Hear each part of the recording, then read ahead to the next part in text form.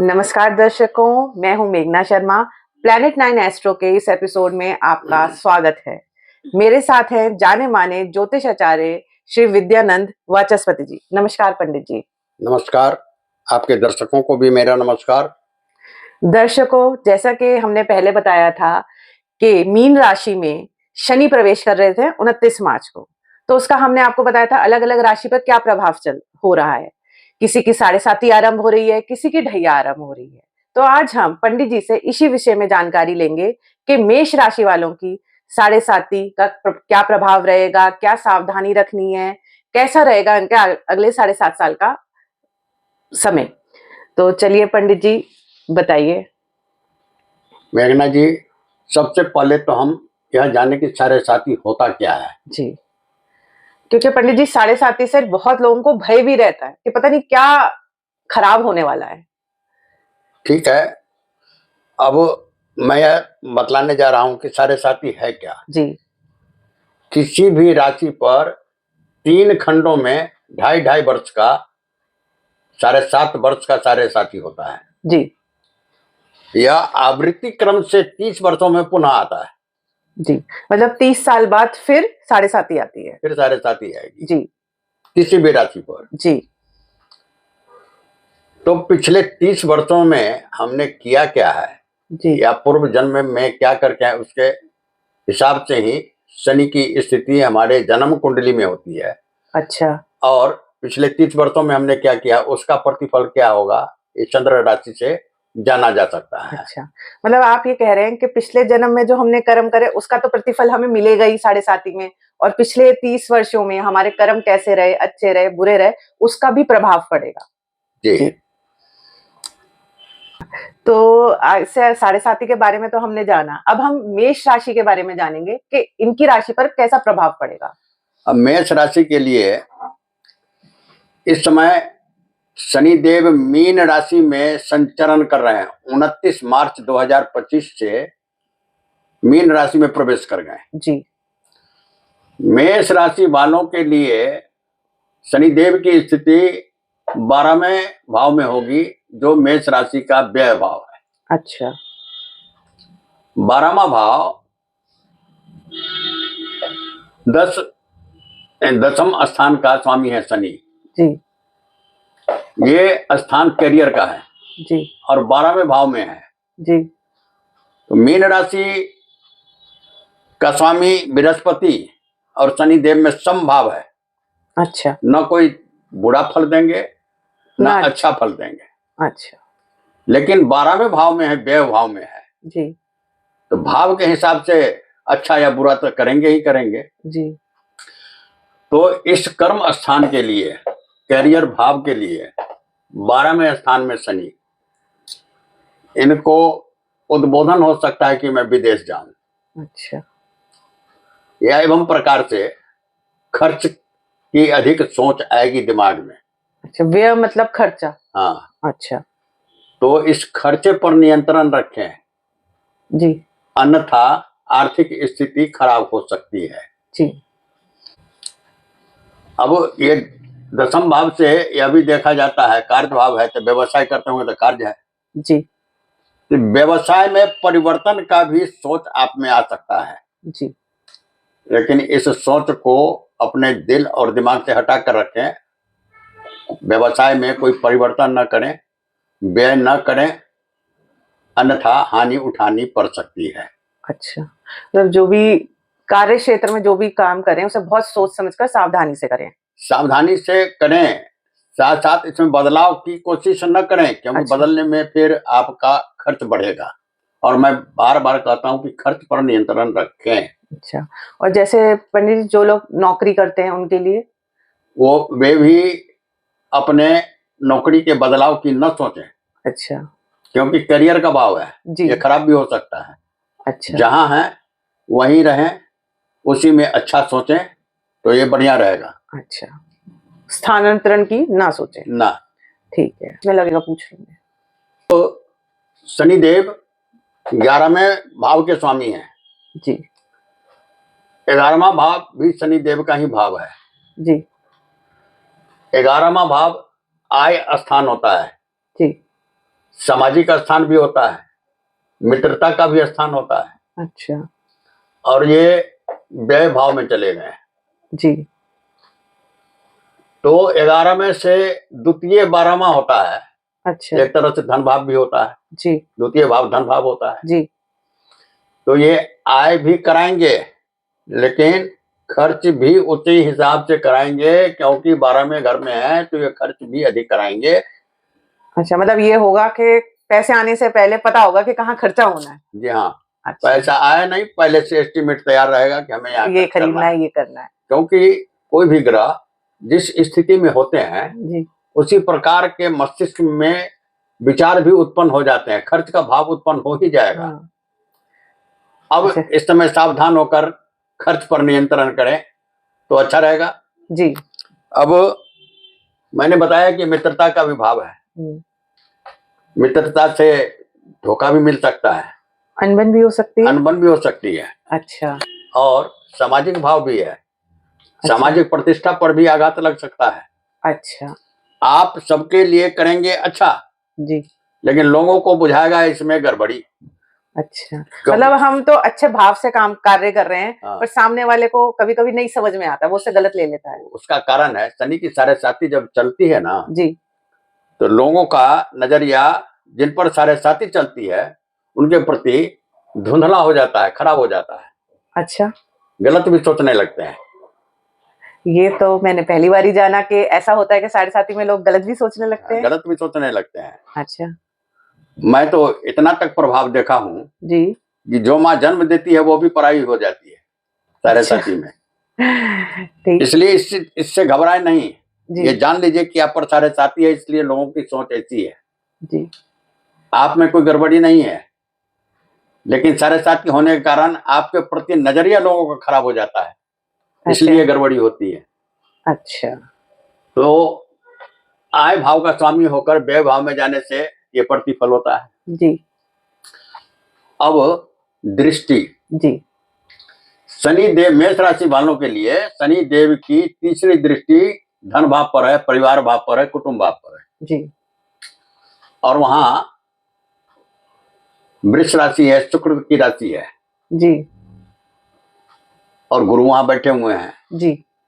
तो अभी शनि देव गुरु के नक्षत्र में चल रहे हैं, जी पूर्वा भाद्रपद नक्षत्र में चल रहे हैं। जी। तो 28 अप्रैल तक तो कोई गड़बड़ी नहीं होगी। अच्छा 28 अप्रैल के बाद शनि देव उत्तरा भाद्रपद में जाएंगे, तो उत्तरा भाद्रपद जो है शनि देव की का अपना नक्षत्र है। अच्छा जब अपने नक्षत्र में जाएंगे तो बहुत सक्रिय हो जाएंगे। अच्छा, मतलब बलवान भी अलग हो अलग जाएंगे। नक्षत्र में जब शनिदेव जाएंगे तो उनका प्रभाव भी अलग अलग होगा। अच्छा तो बलवान हो जाएंगे। जी और मेष राशि वालों के लिए है, मेष राशि का स्वामी मंगल होता है। जी। अच्छी तरह जानते हैं मंगल और शनि में बड़ा वैमनस्य है, बैर है, विरोधाभास है। अच्छा तो यहाँ धन की हानि भी पहुंचाएंगे, लेकिन अगर वो खर्च पर नियंत्रण रखें, सोच समझकर अपने दिमाग को एक्टिव रखें कि खर्च कम मतलब से कम सावधानी से चले, सावधानी से चलें, तो ये क्षति नहीं होगी। क्षति नहीं होगी। एक दूसरी बात, पारिवारिक कौटुंबिक वैमनस्य भी बढ़ सकता है। अच्छा। और वाणी का भी भाव है द्वितीय भाव, शनि जी की दृष्टि पड़ने से आपके वाणी में भी बेरुखीपन आ सकता है जी। इस पर भी ध्यान रखें। अपने वाणी पर, अपने खर्च पर नियंत्रण रखें, अन्यथा हानि उठानी पड़ सकती है। अच्छा, वाणी और खर्चे पे विशेष ध्यान रखें। विशेष ध्यान रखें जी। अब यहां से शनिदेव की 7वीं दृष्टि छठे भाव पर पड़ रही है मेष राशि वालों के लिए। जी। छठा भाव रोग, ऋण और शत्रु का भाव है। अच्छा। और शनिदेव की दृष्टि छठे भाव पर पड़ रही है, तो छठा भाव एक्टिवेट हो रहा है। जी। रोग, ऋण और शत्रु एक्टिव हो रहे हैं। अच्छा, मतलब बीमारियां उभर कर आएंगी। हाँ जी। अच्छा। अपने स्वास्थ्य का ध्यान रखें, जी। खाने पीने पर नियंत्रण रखें, क्या खाएं कि मुझे हानि न करे। जी। कौन सा रूटीन अपना बढ़िया बना के रखें जिससे हमारे शरीर को हानि ना पहुंचे जी। और रोगग्रस्त न हो। जी। जब रोगग्रस्त नहीं रखेंगे नियंत्रण तो रोगग्रस्त होंगे तो फिर ये ऋण रोग ऋण। ऋण का भी भाव है, कर्जे अच्छा। का भाव है। अच्छा। तो खर्च अधिक होंगे तो कर्जदार भी बन सकते हैं। अच्छा, तो मतलब एक से एक कड़ी जुड़ी हुई है। जुड़ी हुई है। अब आपको इस बात पर ध्यान रखना होगा कि कर्ज हम किसी से ले नहीं, जिस स्थिति में है उसी स्थिति में काम चला लें, क्योंकि कर्ज लेने के बाद फिर ये चुकने का नाम नहीं लेगा। अच्छा, मतलब कम में ही अपना गुजारा कर कम में ही गुजारा कर लें। जी। और शत्रु भाव भी है जी। द्वितीय भाव का, वाणी पर नियंत्रण नहीं रहेगा तो शत्रु भी एक्टिव हो जाएंगे। अच्छा। तो इससे सिद्ध हो गया कि रोग ऋण और शत्रु, जी। वाणी पर नियंत्रण, खर्चे पर नियंत्रण, थोड़ा दुख उठा लें, कष्ट सह लें जी। लेकिन वाणी और खर्चे पर नियंत्रण पूर्ण रूप से अवश्य रखें। वाणी के लिए तो पंडित जी एक मशहूर कहावत भी है, जैसे महाभारत जो हुई थी वो उसके कहने पे हो गई थी कि अंधे का बेटा अंधा। देखिए, कहीं शरीर पर घाव लग जाए तो मलहम लगा के उसके दाग को भी मिटाया जा सकता है, लेकिन वाणी का जख्म कभी नहीं मिटता, पूरी जिंदगी नहीं मिटता। इसलिए वाणी पर नियंत्रण बहुत आवश्यक है। अच्छा। इसके बाद 10वीं दृष्टि नवम भाव पर पड़ रही है जी। नवम भाव गुरु की राशि है। नवम भाव लंबी यात्रा का है। अच्छा। धार्मिक यात्रा का है जी। और पिता के लिए भी है। तो पिता के सेहत का ध्यान अवश्य रखें, नहीं रखने से उस पर अधिक खर्च हो सकता है। अच्छा। लंबी यात्रा पर भी जाने की न सोचे तो अच्छा है जी, क्योंकि लंबी यात्रा पर जाने पर भी खर्च होगा जी। और आय जितना उतना ही खर्च या उससे अधिक भी खर्च हो सकता है। इसलिए लंबी यात्रा पर या धार्मिक यात्रा पर जाने की न सोचें जी। तो अच्छा रहेगा। अब इसमें सारी बात निकल के आई, हमें दो चीज पर विशेष ध्यान देना है, वाणी पर नियंत्रण और खर्चे पर नियंत्रण। मेष राशि के जो दर्शक हैं, जातक हैं, वो इस बात का जरूर ध्यान रखें कि वाणी और खर्चा दोनों पर संयम से काम करें, अन्यथा हानि उठानी पड़ सकती है। जी। शरीर से भी, शत्रु से भी, धन से भी, सभी प्रकार की हानि उठानी पड़ सकती है। पर सावधानी बरतें तो ये इसका प्रभाव कम भी होगा। हाँ जी। जी। अब यदि मैं इनका 2.5 वर्षों का साढ़े साथी का हिसाब दूं, ये तो आपने हमें दृष्टि और जिस भाव के स्वामी है उसके बारे में बताया, और आगे के 2.5 वर्ष कैसे होंगे। अब 28 अप्रैल 2025 से जी शनि चले जाएंगे उत्तरा भाद्रपद यानी अपने ही नक्षत्र में। जी। तो ये मेष राशि वालों के लिए अधिक हानि का समय है जी, क्योंकि मेष राशि का स्वामी मंगल है। मंगल से शनिदेव की वैमनस्यता है जी। और जब अपने नक्षत्र में जाएंगे तो अधिक बलवान होंगे, तो फिर अच्छे ढंग से पिटाई भी करना शुरू कर देंगे। इसलिए जरा संभल कर चलें तो अच्छा रहेगा जी। फिर आगे मैं बताऊंगा भी कि ये शनिदेव कैसे आपकी हानि नहीं पहुंचाएंगे, इसका हम उपाय बताएंगे। पहले नक्षत्रों पर मैं सब बतला दूं। जी जी। इसके बाद जो है 13 जुलाई को ये वक्री हो जाएंगे जी। वक्री हो जाएंगे तो ये भी अधिक हानि का समय है। अच्छा। और इसके बाद 28 नवंबर को मार्गी होंगे। अच्छा। फिर 20 जनवरी को उत्तरा भाद्रपद में ही आ जाएंगे जी, जो शनि का अपना नक्षत्र है। अच्छा। यानी उसमें शुभ फल देते हैं शनि? नहीं, शनि का अपना नक्षत्र है। हाँ। ये अधिक बलवान होंगे, मंगल से वैमनस्य है। अच्छा। तो हानि पहुंचाएंगे। अच्छा। मैं एवं प्रकार से देखता हूं सभी नक्षत्रों में आना और जाने का क्रम, तो 2027 तक हम स्थिति अच्छा नहीं देख रहे हैं। नवंबर 2027 तक स्थिति अच्छा नहीं देख रहे हैं। क्या पंडित जी ऐसा भी होता है साढ़े साथी में हमने सुना है कि शुरू के 2.5 साल बहुत खराब होते हैं, फिर जब आखिरी के 2.5 साल होते हैं वो थोड़े ठीक होते हैं, कुछ ऐसा भी होता है क्या? ऐसा नहीं होता। अच्छा। ऐसा क्यों होगा? जो 7.5 वर्ष तक 7.5 है, उसका जी। प्रभाव तो अलग रहेगा ही रहेगा। इसके बाद शनिदेव का नक्षत्र संचरण भी उसमें बदलाव लाता है, अच्छा, जो नक्षत्र बदलते रहते हैं। बदलते रहते हैं। जी। तो नक्षत्र के हिसाब से भी अच्छा या बुरा फल देते हैं। जी। तो मैं अभी 27 नवंबर मतलब 3 जून 2027 तक का मैंने बतलाया कि अच्छी स्थिति नहीं है। बीच बीच में महीने 2 महीने के लिए अगर फिर ये पूर्वा भाद्रपद में चले आते हैं तो उतना समय कोई मायने नहीं रखता। थोड़ी सी राहत मिली, फिर थोड़ी वही सब। उसमें भी हम कहते हैं एक बात, हम पहले से बहुत त्रस्त हैं। हाँ। 1-2 महीना के लिए थोड़ा राहत का समय आ गया, हाँ। तो उससे तो हमारी स्थिति अच्छी नहीं हो जाएगी। ठीक है। तो स्थिति तो बुरी रहेगी। स्थिति अच्छा रखने के लिए, हाँ। क्योंकि ये शनिदेव का प्रश्न है, जी। कर्माधिकारी है, कर्म फलदाता है, जी। तो पिछले जो कर लिए हैं उस हिसाब से तो हमें दंड भुगतना ही पड़ेगा कुछ ना कुछ, जी। अगर सावधान रहेंगे तो भी। जी, इसलिए कहते हैं पंडित जी कि कर्म करने से पहले सोच समझ के सोच करना है। समझ के करना चाहिए। ये कर्म का फल देते ही देते हैं जो जैसा कर्म करता है। जी। देखिए, शनिदेव एक समय में 8 राशियों को अपने अंदर रखते हैं। अच्छा। 3 राशि तो 7.5 में जी। रहते हैं, और 3 राशियों पर दृष्टि इनकी होती है, 3, 3, 6, अच्छा। और 2 राशियों पर ढैया का भी प्रभाव रहता है, अच्छा। 8। 12 राशियों में अच्छा। 8 राशि पर हमेशा प्रभाव रहता है। अच्छा। इसलिए कहा भी गया है कि किसी भी मनुष्य का जीवन का 2/3 भाग शनि की छत्र छाया में ही निकलता है। हाँ। और शनि कर्म फल दाता है। जी।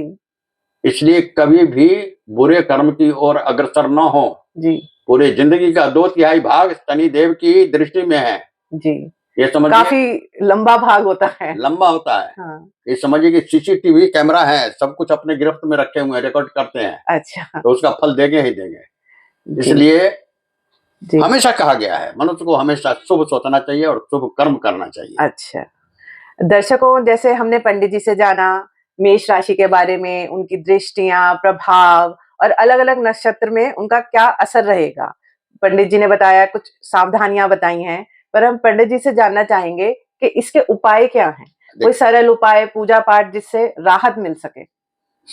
मेष राशि वालों के लिए सबसे उत्तम उपाय है, मेष राशि का स्वामी मंगल होते हैं। जी। हनुमान जी मंगल के देवता हैं। जी। और शनि देव के परम मित्र हैं। जी। शनि देव ने उनको वचन दिया है कि आपकी जो आराधना करेगा, जो पूजा करेगा, जो मंत्र जाप करेगा, जो स्मरण करेगा, हम उस पर अपना कोई भी बुरा प्रभाव नहीं डालेंगे। अच्छा। ये शनि देव ने हनुमान जी को वचन दे रखा है। जी। तो सबसे अच्छा उपाय है मेष राशि वालों के लिए हनुमान जी की आराधना, पूजा, मंत्र जाप, और न कुछ हो तो हनुमान चालीसा का पाठ ही करते रहें। इससे भी आपको शनि देव का दुष्प्रभाव नहीं पड़ेगा, आप अपने किसी भी प्रकार की हानि से बचे रहेंगे। जी। और कुछ शनि का मंत्र या सुंदरकांड का पाठ कुछ ऐसा बताते हैं? सुंदरकांड का पाठ सब आदमी नहीं कर सकेंगे, लंबा समय लगता है, समय भी उतना नहीं दे पाएंगे। जी। होता तो है बढ़िया, सुंदरकांड का पाठ होता तो है बढ़िया, लेकिन करें वही जो संभव हो। हाँ, तभी हम आपसे बार बार बोलते हैं कि आसान से उपाय, क्योंकि आजकल सब लोग अपने जीवन में व्यस्त हैं, तो सीधा साधा, हाँ, समय कम है, काम है, घर है। तो हनुमान चालीसा का पाठ जी सबसे उत्तम रहेगा। लेकिन हनुमान चालीसा का पाठ भी करें तो हनुमान जी पर ध्यान रखें, और आप यह समझ के करें कि मैं हनुमान जी से कर रहा हूँ, उनकी बड़ाई कर रहा हूँ। हनुमान जी का पूरा ध्यान रहना चाहिए। ऐसा नहीं कि हनुमान चालीसा का पाठ कर रहे हैं और खेत में हल जोत रहे हैं, मन कहीं जा रहा है और बुद्धि कहीं जा रही है, तो ऐसा नहीं होना चाहिए। अच्छा, तब प्रभाव नहीं मिलेगा। अच्छा, चलिए दर्शकों, आज हमने पंडित जी से जाना मेष राशि के प्रभाव के बारे में, कुछ सावधानियां, कुछ उपाय। तो इस जानकारी को यहीं पे समाप्त करते हैं। आगे हम फिर नई रोचक जानकारी के साथ आपको मिलेंगे। आप इस वीडियो को लाइक करें और हमारे चैनल को सब्सक्राइब जरूर करें। अगर आप पंडित जी द्वारा जन्म पत्रिका का विश्लेषण करवाना चाहते हैं तो नीचे दिए गए नंबर पर संपर्क करें। धन्यवाद, नमस्कार।